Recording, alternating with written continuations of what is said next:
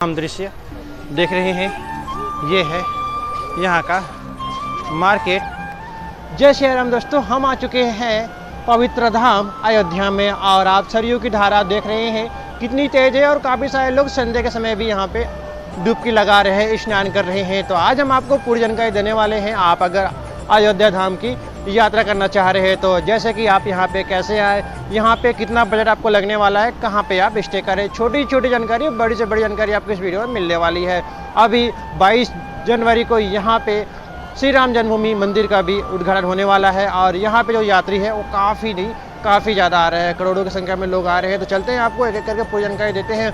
आप 22 जनवरी से पहले आएंगे या फिर 22 जनवरी के बाद आएंगे, ये कमेंट करके बताएं, क्योंकि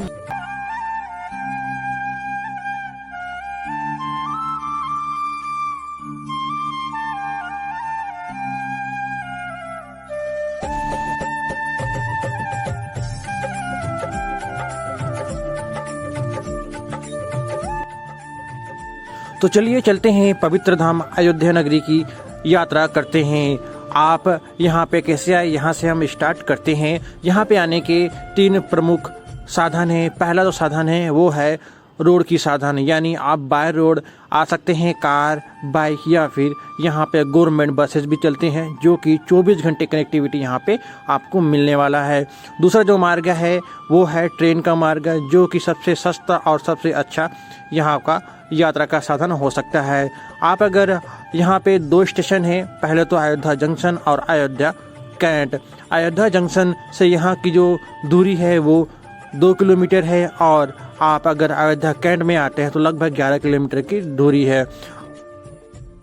अयोध्या जंक्शन से आपको राम मंदिर तक का 10 रुपया किराया देना होगा और अयोध्या कैंट से आपको राम मंदिर तक का 20 रुपया किराया देना होगा।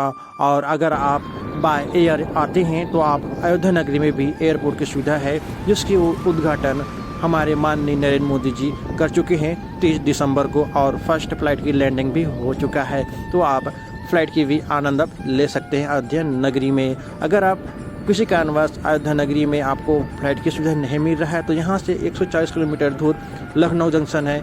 लखनऊ में भी आपको आराम से फ़्लाइट की सुविधा मिल जाएगा, तो आप वहाँ से भी फ़्लाइट से आ सकते हैं। अब यहाँ पे आने के बाद आपको दर्शन करना होगा, तो चलते हैं एक एक करके आपको दर्शन कराते हैं। जैसे ही आप पवित्र धाम अयोध्या पहुँचेंगे तो आपको होटल या धर्मशाला लेना होगा रुकने के लिए, जिसकी स्टार्टिंग रेंज 500 से स्टार्ट हो जाता है। अच्छे होटल आपको 500 से मिलना स्टार्ट हो जाएंगे और वही अगर धर्मशाला की बात कहें तो 300-400 में धर्मशाला भी आपको काफ़ी अच्छे मिल जाएंगे। आप अगर रुकना चाहें तो राम की पैड़ी के पास भी रुक सकते हैं।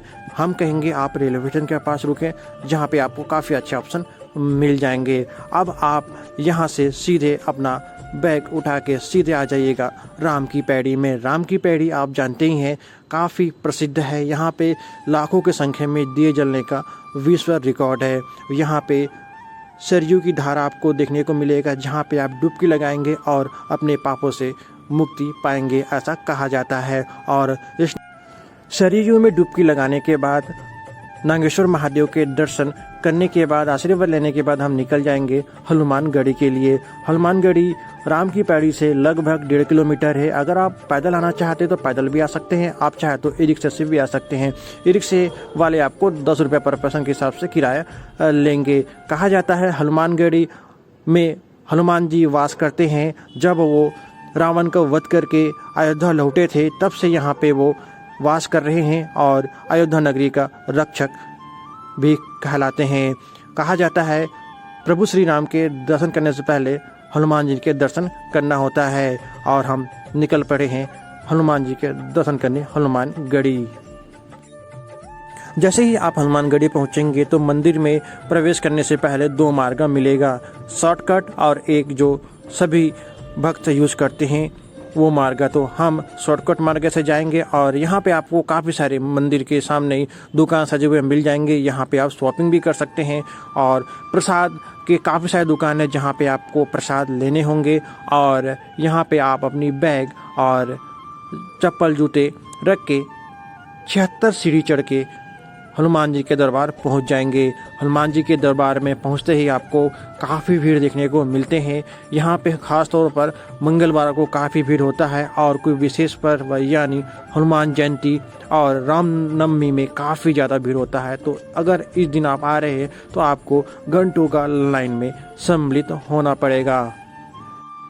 यहाँ पे आप दर्शन करेंगे और चाहे तो आप यहाँ पे कुछ देर बैठ भी सकते हैं, जैसे कि काफ़ी सारे लोग बैठ के भजन कर रहे हैं। यहाँ पे धुन चलते रहता है, आप उसमें आप गुनगुना भी सकते हैं।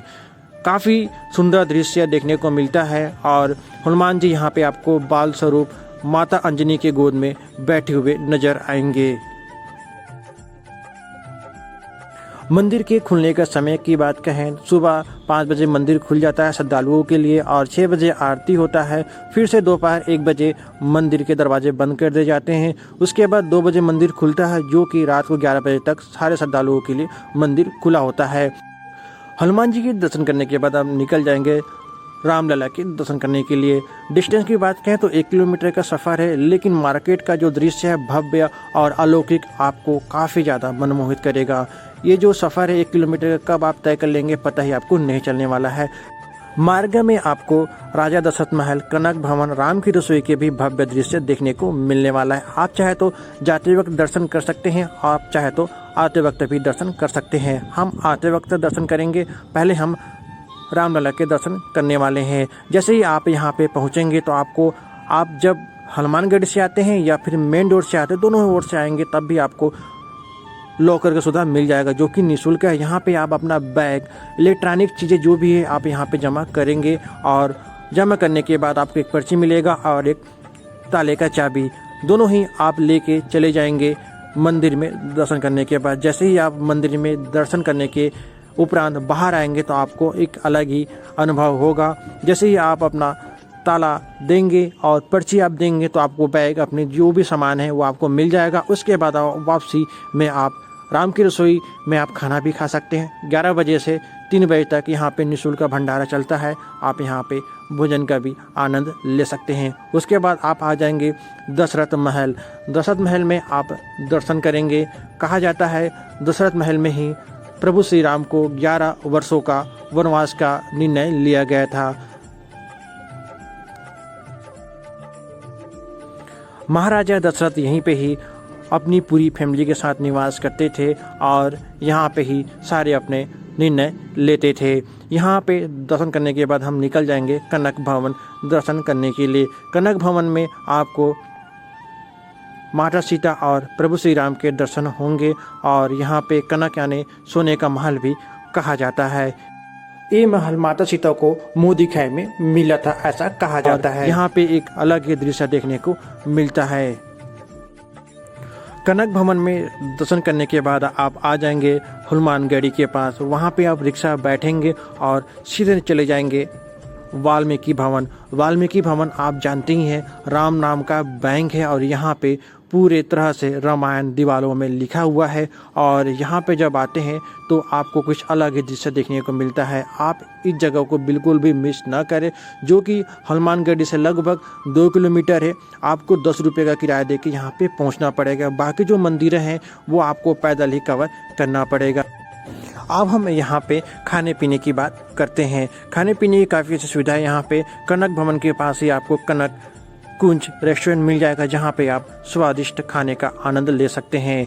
और रही बात यहाँ पे, अगर हम 120 रुपये थाली से यहाँ पे स्टार्ट हो जाता है। अपनी बजट के हिसाब से आप खाना खा सकते हैं। ऐसे तो आपको और भी यहाँ पे काफ़ी सारे रेस्टोरेंट और होटल मिल जाएंगे, जहाँ पे आप नाश्ता और भोजन कर सकते हैं। अब हम बात कर लेते हैं यहाँ पे बजट की। बजट यहाँ पे काफ़ी कम लगने वाला है। आप अगर सिंगल पर्सन आ रहे हैं तो 1000-1500 में ही आप आराम से एक दिन की कवर कर सकते हैं। अगर आप 2 लोग आ रहे हैं और 1 नाइट स्टे करना चाह रहे हैं तो आपको 2000 में 2500 में पूरी तरह से आप 1 नाइट स्टे करके घूम सकते हैं, क्योंकि यहाँ पे घूमने के लिए कोई ज़्यादा खर्चे की ज़रूरत नहीं है। जितने भी मंदिर हैं वॉकिंग डिस्टेंस में है, आप पैदल चल के कवर कर सकते हैं। बस आपको वाल्मीकि भवन ही आने के लिए एक्स्ट्रा किराया देना होगा, बाकी आप किसी प्रकार की आपको किराया और नहीं देने की ज़रूरत है। आप चाहे तो यहाँ पे निःशुल्क भोजन का भी आनंद ले सकते हैं।